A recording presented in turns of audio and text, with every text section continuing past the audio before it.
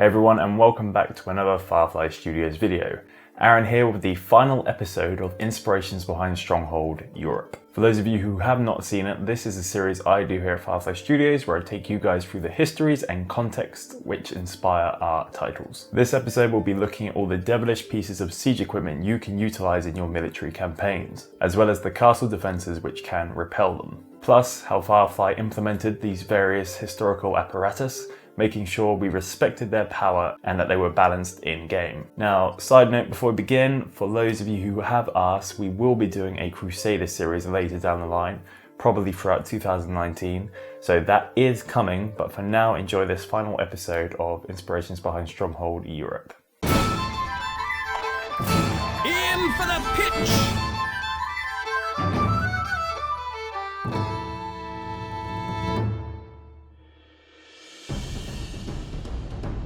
First up, we have probably the most popular trio in siege equipment in high school: Trebuchets, Mangonels, and Ballistas. These launching machines were a staple in both attack and defense during the medieval age, capable of dealing serious damage both to castle walls and invading armies. Let's start with Mr. Popular, the Trebuchet.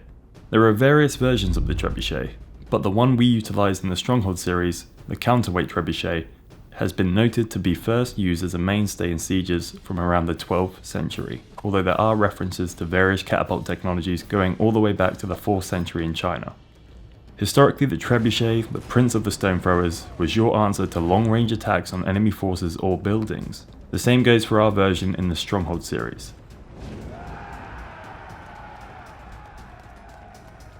This piece of siege equipment was the answer to opposing lords cowering in their castle, forcing them to come out and meet you on the field or face their walls being slowly but surely destroyed.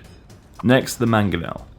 While vastly more inaccurate than its stone-throwing brethren, Mangonels are your solution to enemy infantry, although be careful not to hit your own troops in the process.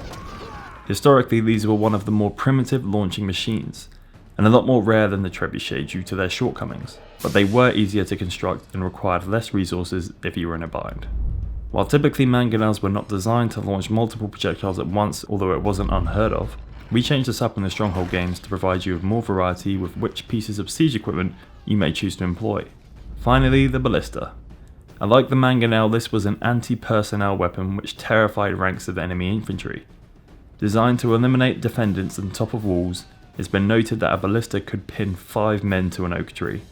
This was a more dangerous variant of the catapult though, as there was a lot of manually induced kinetic energy at play here. The ropes used on Ballista were also thinner than say a Trebuchet, so it wasn't uncommon for operating engineers to sustain injuries, sometimes lethal, from manning them.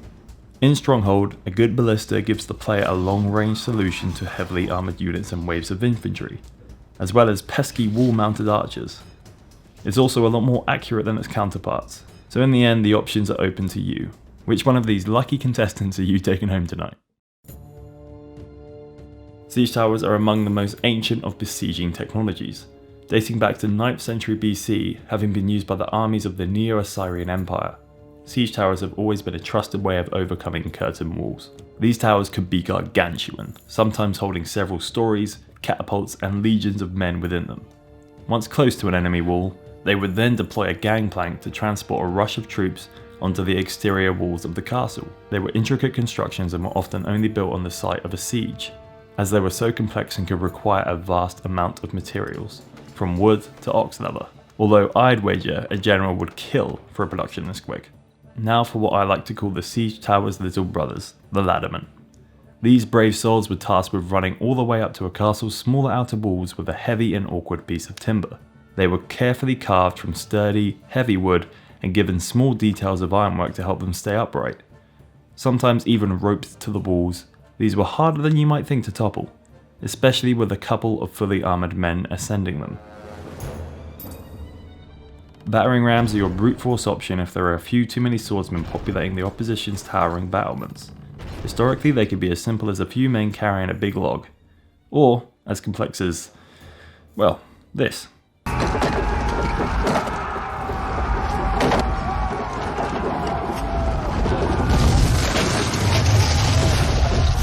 Again, it's all about giving the player a boatload of options to take to the enemy castle. If an opposing player chooses to go more defensive with a concentric castle design, with difficult to reach gatehouses, your best bet is probably a trebuchet or some kind of catapult. But if they opt for an easy to reach gatehouse for better resource gathering their end, then a steadfast battering ram is the obvious choice. Now for one of the trickiest and most daring siege tactics there was, tunneling. If a castle proved too daunting to approach or throwing engines too inaccurate, then tunneling was your option. Skilled engineers would mine through to the castle walls using wooden shafts to support their excavation. Once underneath enemy walls or towers, they would then set alight to the supports, causing the tunnel to collapse and hopefully the wall or tower that stood atop it. A far more daring tactic, and one which often works better in Stronghold than in reality, is tunneling all the way through underneath the enemy walls to surface within the opposing castle. This of course would take too long and be too obvious in reality that an ambush would easily be set by defenders. But again, within Stronghold, it's another weapon to add to your conquering armory. Now onto our defences, and to start with some particularly malicious inventions, we have both killing pits and pitch ditches. Anyone who's tried a Stronghold 1 siege on hard knows how these can be the bane of a careless lord or lady.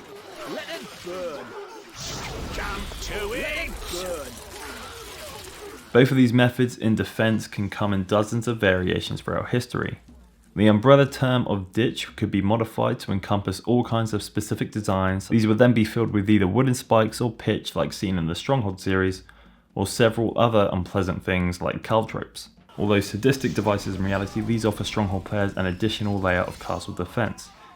And although perhaps minor indications that I am somewhat of a psychopath, lurking behind my castle walls in anticipation as enemy foot soldiers approach my range of hidden death-dealing surprises is worryingly satisfying. Mounds were ever popular in designing your castle defences, with the first medieval iterations of castles, the Motte and Bailey designs, utilising sometimes natural, sometimes artificial mounding to literally and figuratively elevate its defence. These mounds were then sometimes improved upon by surrounding them with wide, deep ditches and filling them with water to form a moat, although moats could technically be dry as well.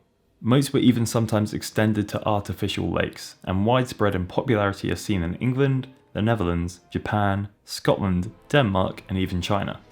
Moats provided us with a solution to siege towers and tunnelers, as there was no real way to repel a rush of those devices. Forward-thinking and resourceful lords and ladies were rewarded for incorporating moats into their plans for their castle. Also, it made it look nicer, which is always good. Thermal weapons have been an unfortunate reality all throughout history, and it was no different during the medieval times. With fire arrows being used as early as 701 BC at the Siege of Lachish, we thought it a misstep not to represent them in game. Now in regards to oil, using boiling or hot oil to defend a castle was a rare thing, and it cost a lot of resources which in reality would have stripped many defenders from its use. However, its noted reliance in the 100 Years' War Siege of Orleans, the Great Siege of Malta, and the Siege of Sommers, I have no idea if I pronounced that correctly, this meant we felt we had leave to utilise it as another way to protect your lands within the Stronghold series. Hot or boiling oil was especially effective when combined with the elegantly named murder hole.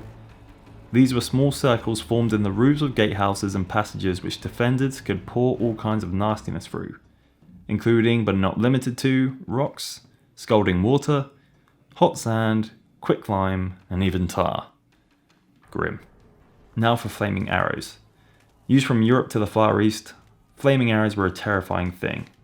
If being pierced by this variety of cruel ironwork wasn't bad enough, then you had to worry about your garbs catching fire or just being outright burnt. Specialised arrows were then even conceived, forming a place to store hot coals.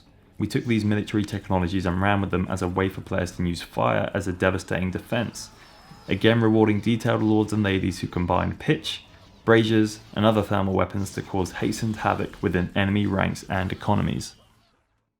So I hope you enjoyed the episode. Obviously there were some pieces of siege equipment I could not feature here sadly, because otherwise the episode would be like 30 minutes long. But if there was a beloved weapon of wall destruction that you did not see me feature today, put it in the comment section below and let me know. Also, with regards to the future, or hopefully the future Crusader series I'll be doing throughout 2019, comment below, let me know if you want a particular thing in the Crusader series to be covered in the next series of Inspirations Behind Stronghold. And as always, if you like the video, make sure you leave a like and subscribe here on YouTube for more Firefly goodness every single week. See you next week.